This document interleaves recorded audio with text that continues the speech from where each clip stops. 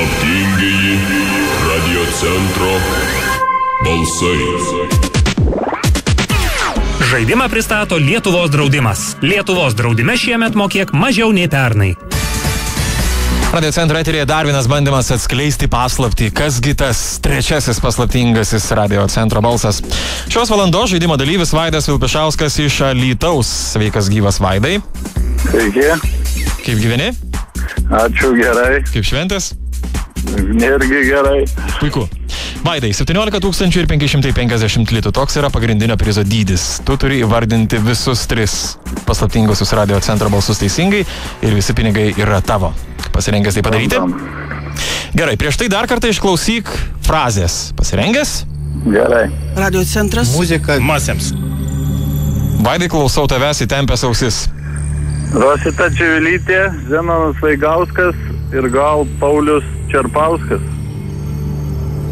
Paulius Čerpauskas ar Čerbauskas? Čerpauskas. Paulius Čerpauskas.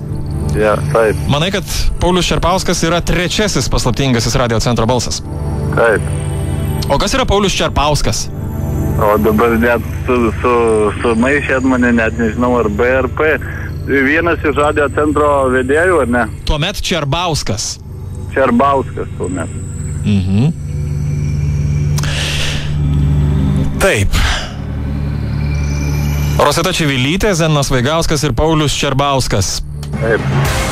Vaidai, jeigu tu būtum atidžiai patikrinęs neteisingų spėjimų sąrašą, kuris yra mūsų tinklalapyje rc.lt, tokio trečio varianto tikrai nebūtum pasakęs.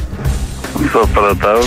Tu teisingai vardinai 2 paslaptingusius radio centro balsus, bet to nepakanka, kad tau atitektų pagrindinis prizas. Linkiu tau sėkmės kitą kartą. Ačiū. Į sveikatą, iki. Ir už ką dėkot. Siūlau ir kitiems dalyvauti šiame žaidime ir bandyti pasimti jau išaugusią sumą. 50 litų padidėjęs pagrindinis prizas.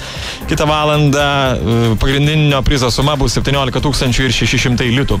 Kad dalyvauti šiame žaidime, reikia registruotis iš anksto, siunčiant SMS numeriu 1601, pradedant raidėmis RC, o po tarpo įrašant savo vardą bei pavardę. SMS kaina yra 1 litas.